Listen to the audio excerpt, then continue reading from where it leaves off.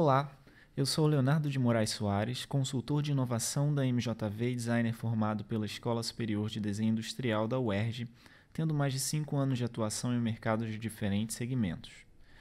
Durante esse tempo, desenvolvendo projetos de Design Thinking e User Experience em ramos tão distintos quanto saúde, varejo e telecomunicações, ficou cada vez mais evidente para mim que no tocante à tecnologia, o fator humano é tão ou mais importante que os aspectos técnicos dos produtos lançados no mercado. Então eu começo esse webinar com uma provocação. Considerando tecnologias e sistemas que a sua empresa adota, quem é o foco da sua atenção? Seu cliente, que vai consumir seus produtos e serviços? Seu colaborador, que vai utilizar muitas das ferramentas no dia a dia? Ou é a própria tecnologia em si? Existe uma resposta correta? Bom, existem jeitos mais eficientes, outros que trarão mais satisfação e fidelidade do cliente, outros serão mais econômicos e outros são mais viáveis, ou simplesmente o que dá para fazer no momento. O ideal é equilibrar a atenção em todos os fatores, mas a verdade é que grande parte das empresas ainda ignora aspectos importantes no uso de seus produtos e serviços por priorizar tecnologias e culturas organizacionais acima dos usuários. Essa postura trouxe consequências. Em 2007, o professor de Economia e Inovação do MIT, Eric von Hippel, demonstrou com análise de dados estatísticos que 70 a 80% dos novos produtos que falham comercialmente o fazem não por limitações técnicas ou falta de tecnologia avançada, mas por não compreender adequadamente as necessidades de seus usuários. Foi com essa questão, com esse incômodo em mente, que surgiram diversas abordagens que priorizam o contexto e o bem-estar do usuário e consideram o avanço tecnológico um meio e não um fim em si. Então, hoje nós vamos falar dessas abordagens no webinar. O fator humano na tecnologia. Para começar, nós vamos passar rapidamente pela história do design de produtos tecnológicos, especialmente aqueles ligados a interfaces e interações entre o ser humano e as máquinas. Chegaremos então a termos como Human-Centered Design, o design centrado no ser humano, e outros como ergonomia, design thinking, design de interação e user experience. Vamos falar sobre suas características, aplicações, diferenças e mesmo algumas críticas a esses métodos. Em seguida, eu vou falar um pouco sobre um estudo de caso em uma cadeia de varejo que conseguiu, a partir da abordagem centrada no ser humano, digitalizar a operação em suas lojas físicas, ao mesmo tempo em que manteve o relacionamento afetuoso e o calor humano entre seus clientes e vendedores. Esse projeto atingiu resultados interessantes e teve a participação da MJV no processo de identificar e direcionar as necessidades dos usuários por caminhos inovadores. Finalmente, a última parte é uma rápida orientação de como estimular a cultura do foco no usuário em sua empresa por meio de uma abordagem centrada no ser humano. Bom, terminadas as apresentações, eu espero que vocês apreciem o webinar. Os produtos que você vê no dia a dia, como cadeiras, eletrodomésticos e automóveis, eles possuem uma característica em comum com produtos tecnológicos que é bastante curiosa. Em seu surgimento como itens de fabricação, ainda nos primórdios da Revolução Industrial, eles eram orientados pela tecnologia existente. A figura do designer, que ainda nem era chamado desse jeito, surgiu nesse período, mas ele atuava como uma espécie de organizador da produção. Ao contrário do que acontecia com os artesãos, bem antes, que transformavam praticamente sozinhos o material bruto em produtos, na era industrial, cada operário seguia uma receita e fabricava um componente diferente do produto. Quem fazia a receita, quem tinha noção do todo do produto e do processo fabril, era o designer. Com o tempo, o design adotou uma nova característica além do domínio técnico do processo, o de expressão cultural e criativa como forma de trazer valor para o negócio. A necessidade de se diferenciar da concorrência motivou movimentos que aproximaram o design da arte e do marketing. Foi nessa época que surgiu o design moderno e a atividade ficou associada à estética do produto, que é uma crença que permanece até hoje. Então, sob o ponto de vista do produto industrial, eles começaram como artefatos técnicos, sua utilidade, e depois agregaram também aspectos estéticos, de diferenciação e expressão do negócio. Agora, por incrível que pareça, a preocupação com o usuário só ficou mais forte mesmo muito tempo depois, já no século XX, quando os produtos passaram a considerar a ergonomia, a acessibilidade e os aspectos cognitivos comportamentais do uso dos produtos. Aconteceu então uma nova transição, do design focado no produto ao design focado na estética. Surgiu o design focado em quem usa o produto, as pessoas. E aí entramos na indústria da tecnologia. É um pouco engraçado, mas os produtos tecnológicos seguiram pelo mesmo caminho 2 séculos depois dos produtos industriais. Os primeiros computadores eram máquinas que funcionavam, mas pelas mãos de poucos especialistas. Com o tempo, percebeu-se o potencial de uso dos computadores por uma gama maior de usuários e os produtos foram se miniaturizando, ganhando interfaces gráficas e se tornando parte do cotidiano. A transição que permitiu uma interação mais fácil entre humanos e computadores foi lenta e ainda não está completa. Quando pensamos hoje em experiência do usuário, a User Experience, usamos um termo que surgiu somente nos anos 1990. Antes disso, tivemos grandes avanços, claro, como o mouse e as telas coloridas, mas de maneira geral, usar um computador era, e ainda é, vamos combinar, um pesadelo para muita gente. Sabe por quê? Porque muitas vezes a ferramenta digital não foi pensada com o olhar do usuário, considerando as suas necessidades. No fim, produtos que deveriam facilitar a vida das pessoas viram fonte constante de frustração. Na mais benevolente das visões, a tecnologia é vista como um mal necessário, não em função da tecnologia em si, que sempre avança, mas é por sua dificuldade de uso. Justamente por sempre avançar, as pessoas vão ficando para trás nesse processo. E a percepção desse problema acabou dando origem ao design centrado no ser humano. Então, nós vamos começar nos perguntando o que é esse design centrado no ser humano ou Human-Centered Design. Diferentemente de abordagens tradicionais do design, que começam com a tecnologia disponível ou com o processo criativo do designer, o HCD foca em primeiro lugar nas atividades, questões e insights gerados pela interação das pessoas com os artefatos. A International Standard Organization, a ISO, define o design centrado no ser humano como uma abordagem de design e desenvolvimento de sistemas que busca criar sistemas interativos mais utilizáveis por meio da aplicação de fatores humanos, ergonomia e conhecimento em usabilidade e suas técnicas. O HCD, portanto, é associado com bastante frequência à concepção e ao desenvolvimento de produtos tecnológicos, sejam eles aparelhos eletrônicos, interfaces, aplicativos ou objetos do cotidiano com algum grau de interação entre humanos e computadores. Apesar de verdadeira, essa definição é incompleta. Independentemente de sua finalidade, o Human-Centered Design nada mais é do que a estrutura projetual que coloca o ser humano, o usuário, como núcleo do processo criativo. Isso significa que é possível usar uma abordagem centrada no ser humano para projetar serviços, produtos, comunicação, inovação social, digital ou analógica. A base do Human-Centered Design é aplicar conhecimentos de áreas tão distintas quanto psicologia, antropologia, fisiologia, economia e muitas outras para entender o ser humano e seu contexto e, assim, projetar soluções que sejam aderentes. Com o ser humano no centro, é necessário o uso de técnicas que comuniquem, interajam, criem empatia e estimulem as pessoas envolvidas, compreendendo assim suas necessidades, desejos, experiências e outras características como aspectos cognitivos, limitações físicas, comportamento antes, durante e após o uso e atividades que praticam ao executar uma tarefa. Joseph Jacobin, pesquisador da Universidade de Brunel, no Reino Unido, criou um modelo organizado de respostas que o design centrado no usuário deve responder para obter sucesso.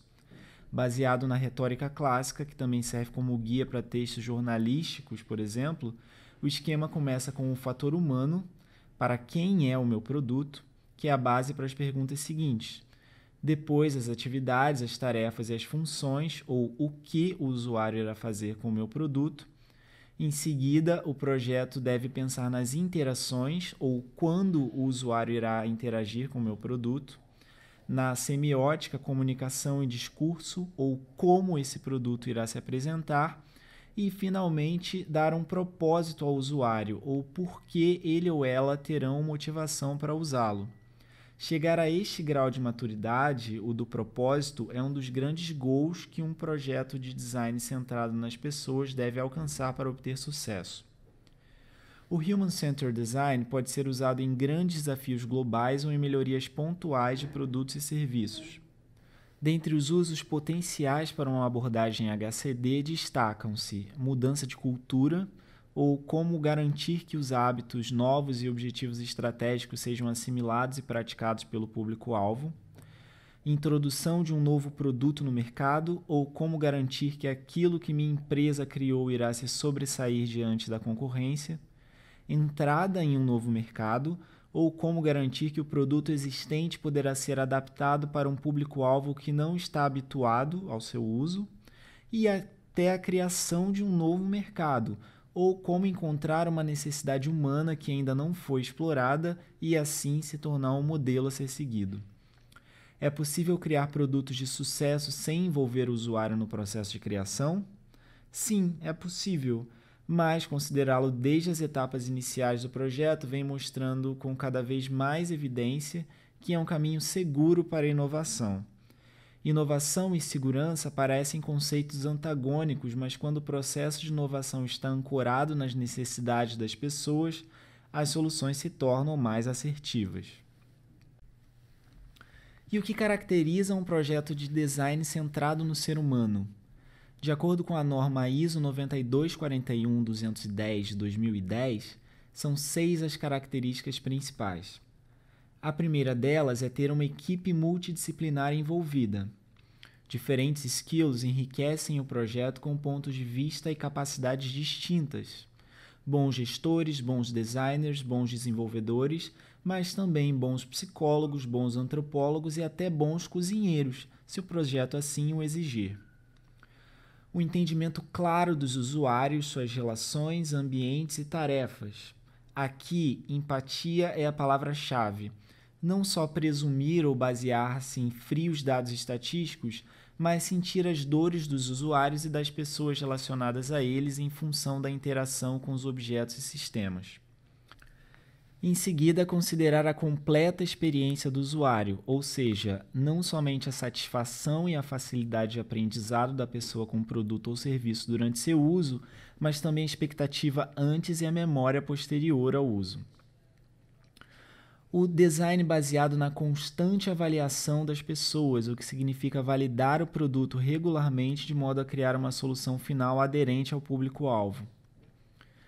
O envolvimento dos usuários durante a fase de design e desenvolvimento, ou seja, não só para validar soluções, como dito, mas também para fornecer insumos de pesquisa ou mesmo criar junto com a equipe do projeto. E, finalmente, o HCD é um processo iterativo, ou seja, esqueça o apego.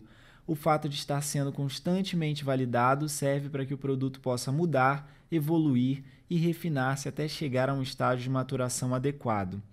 E mesmo com o projeto concluído, o modelo incentiva sua evolução constante. Em geral, todas as abordagens centradas nas pessoas obedecem a uma mesma estrutura projetual. Tendo como ponto de partida o ser humano, primeiro é necessário conhecer e interpretar, observando suas características, seus desejos, seu contexto. Depois, criar soluções e analisá-las em um processo colaborativo para finalmente validá-las e implementá-las. Na primeira etapa, usam-se diversas ferramentas para ganhar empatia e conhecer as histórias dos usuários. Entrevistas contextuais, atividades de observação e focus groups são algumas das ferramentas mais usadas aqui. Antes de criar, o segredo é interpretar corretamente os dados que foram gerados, passando de um nível concreto ao mais abstrato. Com a compreensão de padrões, o trabalho pode resultar em jornadas de usuários, listas de requisitos, personas, entre outras. Durante a geração de ideias, é importante envolver stakeholders distintos, de possíveis usuários a pessoas envolvidas com o processo ou na tomada de decisões sobre o negócio. É nessa etapa que também começa o diálogo entre as necessidades das pessoas, identificadas nas etapas anteriores do processo centrado no ser humano, mas também as limitações tecnológicas e as aspirações econômicas. Afinal, esses fatores não estão no centro, mas também são fatores essenciais para o sucesso de uma empreitada. As atividades de criação mais comuns são as sessões de brainstorming e os workshops de cocriação. Em seguida, as soluções ou parte delas são tangibilizadas e testadas com os usuários finais. Seu feedback servirá de insumo para iterações do produto e até mesmo inspiração para novas rodadas de imersão e ideação. E, finalmente, acontece a fase de implementação do produto ou serviço, onde são traçadas estratégias de lançamento, criação de um modelo financeiro, formatos de medição do impacto e, principalmente, o estabelecimento de um plano contínuo de inovação. Como dito, a abordagem centrada no ser humano ajuda a resolver problemas e inovar em ramos tão distintos quanto os dos projetos low-tech, de impacto social, e aqueles altamente tecnológicos relacionados a sistemas complexos. Isso acontece porque ela está ancorada em uma base muito forte, que é de colocar as pessoas em primeiro lugar. Quem conhece o Design Thinking ou já assistiu os webinars da MJV sobre o assunto ou trabalhou com DT antes, deve ter encontrado muita similaridade entre as etapas que eu descrevi agora e o processo do DT. E não é à toa. O Human Centered Design é o grande campo do desenvolvimento de projetos que tem o ser humano como centro do processo e abarca nomes conhecidos como UX Design, o design de interação e mesmo o Design Thinking como algumas de suas ferramentas, metodologias e abordagens. Essas similaridades indicam que em todas essas abordagens há uma estrutura nuclear que, com ferramentas e objetivos distintos, seguem o processo de compreender as pessoas em seu contexto, criar e testar soluções e implementá-las com planejamento. Para orientar aqueles que estão menos acostumados com alguns termos ou mesmo os que já trabalham na área, mas sempre têm alguma dificuldade em diferenciar uma abordagem da outra, eu vou falar rapidamente sobre as principais, sublinhando suas diferenças. O Design Thinking, por exemplo, é a aplicação do Human Centered Design em contextos diversos como o corporativo e de inovação social, por exemplo. Ele valoriza a colaboração multidisciplinar e a criação de estratégias. Ele vai diferir do Human Centered Design clássico por seu maior viés em inovação. User Experience Design vem na ponte entre o Design Thinking e a tecnologia e vai englobar a experiência das pessoas no uso de aparatos digitais em toda a sua jornada.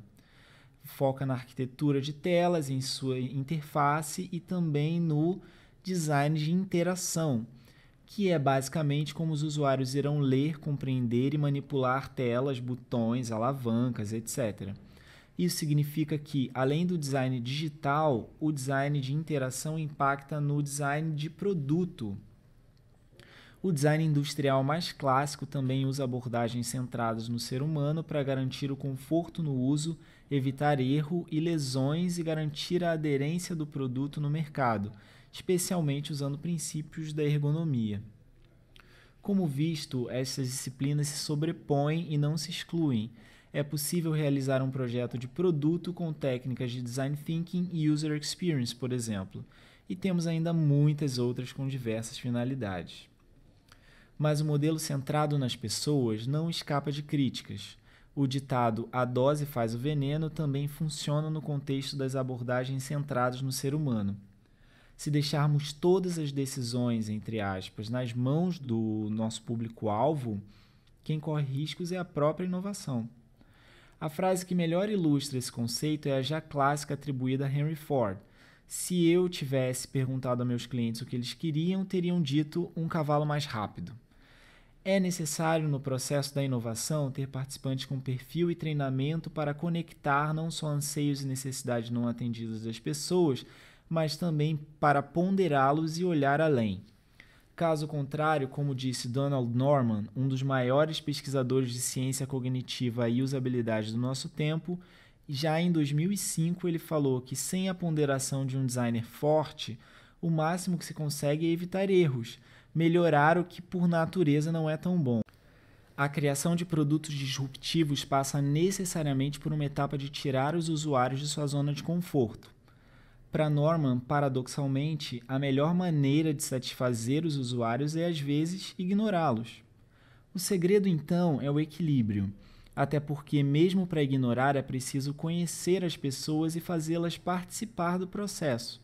Equilibrar abordagens centradas no ser humano com outras técnicas do processo criativo é não só saudável, como recomendável. Assim, conseguimos empurrar a fronteira da inovação tecnológica. Agora que vimos uma base teórica, vou contar um pouco sobre um caso prático onde a abordagem centrada no ser humano mudou por completo a forma como uma empresa vinha empreendendo seus esforços de transformação digital. Aconteceu em 2014, quando uma empresa de varejo se deparou com o seguinte cenário: aumento de vendas e expansão de sua rede, o que é muito bom, e a tendência do mercado em quebrar barreiras do físico e do digital, o que é bastante desafiador.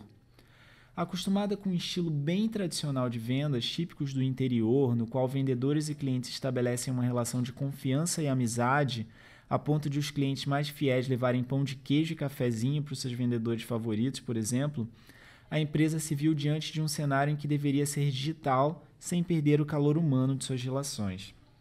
Ela então investiu pesadamente em inovação digital para seus clientes, com um belo site, um aplicativo e presença nas mídias sociais, mas percebeu que precisava preparar também as suas lojas para um futuro omnichannel e de consumidores cada vez mais exigentes. Então eles se viram com uma pergunta que vai além do como vender mais e mais barato. A nova pergunta foi: como vender melhor e oferecer uma experiência inovadora para o meu cliente? O que leva a diversos outros questionamentos mais profundos. Como vender mais rápido, diminuindo o tempo de checkout? Como vender pela internet o estoque das lojas físicas? Como permitir que os gerentes foquem seus esforços no bom atendimento e não com controle de papelada? A resposta para isso foi com tecnologia.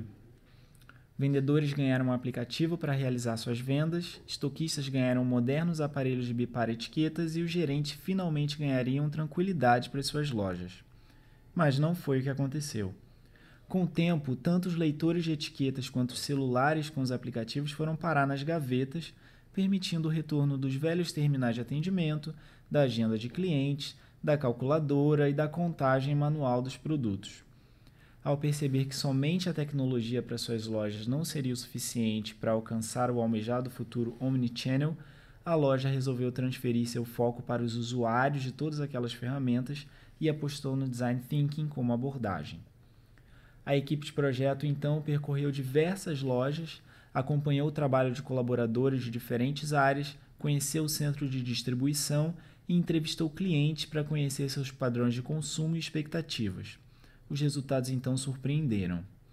Em primeiro lugar, se o leitor de etiquetas era um avanço para o controle do estoque da loja, por que ele estava fracassando? Foi na visita às lojas que se percebeu, por exemplo, que os modernos leitores eram difíceis de usar, sua bateria durava pouco e expuseram um problema simples de layout das etiquetas que fazia com que as lojas imprimissem modelos fora do padrão ou mesmo escritas à mão para serem digitadas nos terminais por operadores humanos. O aplicativo para os vendedores, que tinha tudo para ser um sucesso, acabou não funcionando adequadamente, pois negligenciou alguns elementos que pareciam suficientes até aquele momento, mas se mostraram essenciais no dia a dia da operação. Algumas dessas limitações eram o fato de vender uma cartela limitada de produtos da loja, só realizar vendas com cartão de crédito e não trocar informações com os outros sistemas da loja, obrigando, por exemplo, o vendedor a reiniciar o processo de vendas caso o cliente trocasse a forma de pagamento por dinheiro.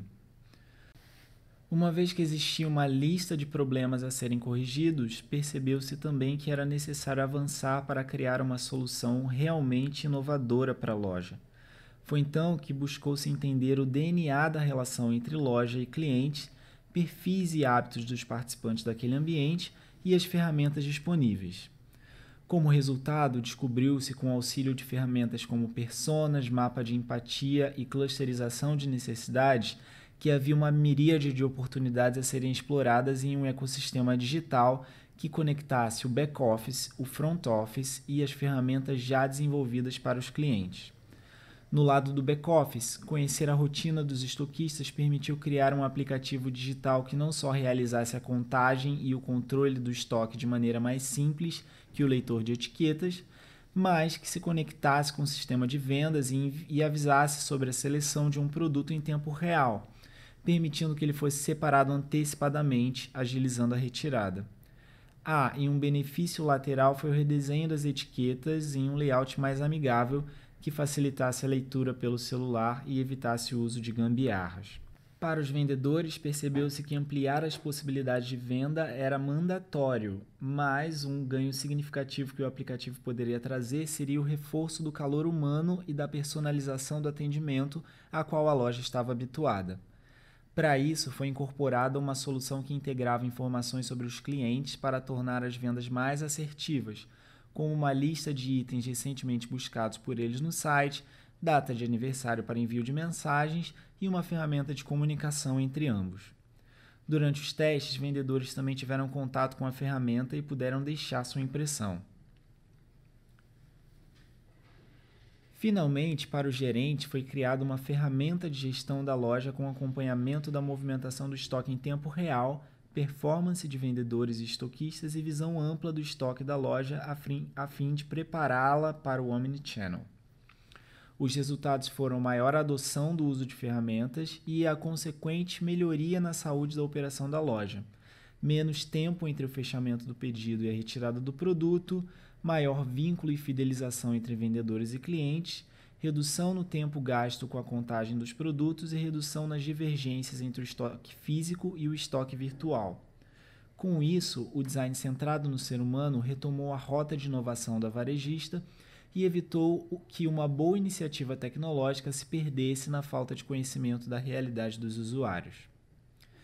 Agora, e como criar essa cultura em seu ambiente? Em sua área, na sua empresa, no governo ou em uma iniciativa voluntária? Bom, o primeiro passo para adotar a abordagem centrada no ser humano é simplesmente estar em contato com os seres humanos que utilizam seus produtos, serviços ou interagem com seus sistemas. Isso vai desde aquilo que a sua companhia produz até o que ela contrata para seus colaboradores. Vou propor um pequeno exercício. Assim como a cadeia de varejo foi ouvir o seu time de vendas para entender por que eles não usavam uma tecnologia claramente inovadora e com isso pôde gerar melhorias que aumentaram o engajamento do produto, eu sugiro que, ao fim deste webinar, você procure os colaboradores de nível operacional da sua empresa e observe-os em suas atividades. Ouça-os. Tranquilize-os de que você estará avaliando suas ferramentas e processos e não o seu desempenho individual. Se depois de alguns minutos com eles você encontrar muitas idas e vindas de telas, anota a informação no papel ou cola no bloco de notas porque não tem como preencher de maneira fácil, botões escondidos, letras muito pequenas e a sensação de que dava para ser bem mais eficiente, isso é um forte indício de que as suas soluções de tecnologias podem ser trabalhadas sob o prisma da abordagem centrada no ser humano e, com isso, obter ganhos de engajamento, eficiência e saúde. O mesmo vale para os seus clientes. O esforço de criar e implementar uma solução inovadora para eles vale a pena? Certamente, e a história das principais gigantes da tecnologia que atenderam demandas que milhões de clientes sequer sabiam que tinham, está aí para provar. Mas, para atingir suas metas, sejam elas milhões de clientes ou ganhos de produtividade dos colaboradores, é preciso que o seu novo serviço seja usável e seja usado. Por isso, fazer do usuário parte do processo também é essencial. Então, antes de encerrar o webinar, vou listar algumas dicas de como adotar o design centrado no ser humano em seus projetos, baseadas principalmente na abordagem do Design Thinking, com o qual a MJV vem desenvolvendo projetos de inovação para algumas das maiores empresas do Brasil e do mundo. A primeira delas é: a aposta no fator humano precisa ser referendada pela gestão, ou seja, os projetos nesse sentido devem ter garantias evidentes de que fazem parte dos planos estratégicos. A participação da direção no processo dá o endosso necessário para espalhar a abordagem. Mas é uma cultura que precisa estar presente em todos os níveis hierárquicos. Se o colaborador assimila o foco no ser humano e se sente empoderado para melhorar seus serviços com esse fim, a máquina de geração de ideias floresce. Em terceiro lugar, é necessário ter uma equipe dedicada a semear e nutrir essa cultura. Muitas vezes, as demandas do dia a dia impedem ou atrapalham a força de trabalho a refletir estrategicamente sobre o foco no usuário final. Uma equipe dedicada a este fim, com espaço e materiais adequados, serve para alimentar a companhia com esse pensamento. Finalmente, é preciso compreender a natureza difusa do processo e ter foco em um problema definido. É comum que o projeto gere insights inesperados. A ocorrência deles é normal, mas pode causar certa ansiedade e turvar o verdadeiro objetivo. Quando isso acontece, é necessário ponderar se o insight em questão é válido neste projeto ou se pode ser levado a outro fórum. Bom, chegamos ao fim. Eu espero que esse webinar tenha sido útil para você que se interessou sobre o assunto. Se você quiser aprender mais, eu vou deixar aqui na página algumas referências sobre design centrado no ser humano e temas relacionados, incluindo o livro Design Thinking, Inovação e Negócios, publicado pela MJV Press e disponível gratuitamente para download aqui mesmo no site da MJV. Muito obrigado pela sua atenção e até a próxima!